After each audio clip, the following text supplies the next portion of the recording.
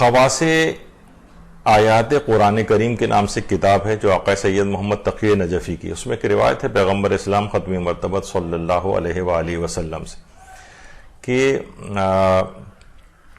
بینائی میں اگر کسی کی کمی ہو یا آنکھوں کے امراض، اگر اس کے آنکھوں کے کوئی امراض کا شکار ہو، یعنی یا تو خود اس کی بینائی میں کمی واقع ہو رہی ہے، اس کو نظر کم آنے لگا ہے، آئی سائٹ ذرا ویک ہو گئی ہے اس کی، اور آنکھوں کے کوئی اور مرض ہے، بہت سارے آج کل گلوکوما ہے یا اور اس طرح کے جو ہے مختلف امراض ہوتے ہیں، تو پیغمبر فرماتے ہیں کہ اول ماہ کا جو چاند ہے، یعنی مہینے کی جو پہلی تاریخ کا چاند ہوتا ہے، اگر کوئی شخص اپنی آنکھوں پر ہاتھ رکھ کر 10 مرتبہ سورہ الحمد خلوص نیت کے ساتھ پڑھے، اپنی آنکھوں پر ہاتھ رکھ کر 10 مرتبہ سورہ الحمد اول ماہ کا چاند کو دیکھے، اس کے بعد آنکھوں پر ہاتھ رکھ کے 10 مرتبہ سورہ الحمد خلوص نیت کے ساتھ پڑھے، اس کے بعد 3 مرتبہ سورہ اخلاص پڑھے، اور پھر 7 مرتبہ یہ کہے یا رب قوّ بصری، یعنی اے پروردگار میری آنکھوں کے جو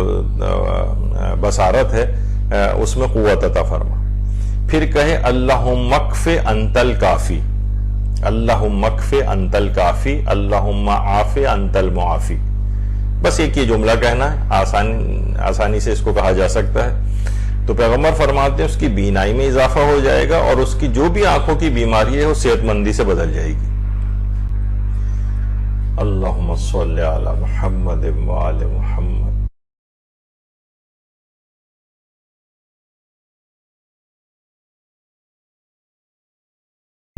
تو بہرحال انسان کو چاہیے کہ یہودی عیسائی ڈاکٹر پہ تو اس کو بہت بھروسہ ہو جاتا ہے، لیکن پیغمبر اسلام کے قول کے اوپر اس کو شک و شبہات رہتے ہیں.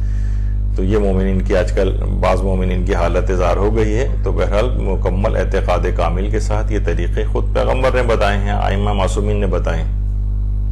اچھا، ان چیزوں کے پیچھے ایک راز بھی ہے کہ ہمیشہ جو یہ اس طرح کی چیزیں جو بتائی گئیں کہ پیغمبر یا ائمہ کے پاس جو بھی افراد آتے تھے، یہ تو نہیں کہ وہ فقط عادل افراد کو بتایا کرتے تھے یہ چیزیں، ہر قسم کے افراد ان کے پاس آتے تھے، غیر عادل بھی ہوتے تھے، مجہول ٹائپ کے بھی ہوتے تھے، ان کے حالات تاریخ کے اندر نہیں آئے.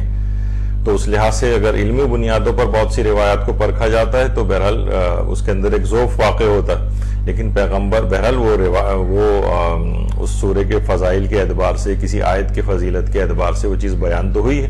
اور یہ تو نہیں ہوگا کہ پیغمبر یا ائمہ فقط اور فقط صرف اور صرف عادل افراد سے یہ چیزیں بیان کریں. کوئی مریض آیا وہ غیر عادل بھی ہو تو وہ بیان کرتے تھے. لیکن ظاہر ہے جس سلسلہ جو چینز کا چلے گا اس میں روایات کے راویوں کا، اس میں مثلا وہ ایک ایسا بھی آ جائے گا کہ جو گناہگار ہے، جس کا حال صحیح طور پر معلوم نہیں ہے، تو روایت علمی بنیادوں پر ضعیف ہو جائے گی.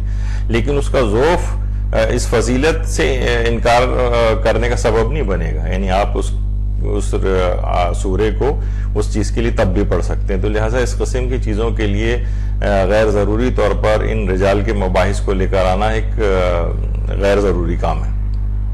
آنکھوں اور سر کی بیماریوں کا علاج بھی اس کے اندر ہے. یہ بھی چھٹے امام فرماتے ہیں کہ جب پیغمبر اسلام ختمی مرتبت صلی اللہ علیہ وآلہ وسلم، اللہم صلی علی محمد وآل محمد، جب بیمار ہوتے تھے یا آپ کو کبھی سر درد کی شکایت ہوتی تھی تو آپ اپنے دونوں ہاتھوں کو بلند کر کے سورہ الحمد پڑھتے تھے، سورہ فلق اور سورہ ناس کی تلاوت فرماتے تھے، اور اس کے بعد اپنے دونوں ہاتھوں کو اپنے چہرے مبارک پر مل لیتے تھے. تو جس بھی مشکل میں گرفتار ہوتے تھے وہ فوراً حل ہو جاتی تھی. بہار الانوار کی جلد نمبر 92 میں روایت ہے. تو یہ چیز کرنی چاہیے. اچھا، چہرے مبارک پہ ہاتھ ملنا یا دم کرنا یا پانی پہ کوئی چیز پڑھنا، یہ کوئی غیر اسلامی چیزیں. لوگ کہتے ہیں بس سورہ پڑھ دیا کافی ہے. نہیں، ہاتھ کو پھیرنا، اس کے پیچھے سائنسی چیزوں کی بھی لحاظ سے تحقیق ہونی چاہیے کہ ایسا کیا ہوتا ہے. تو بہرحال آنکھ اور سر کی بیماریوں کے علاج کے لحاظ سے یہ بڑی مجرب چیزیں.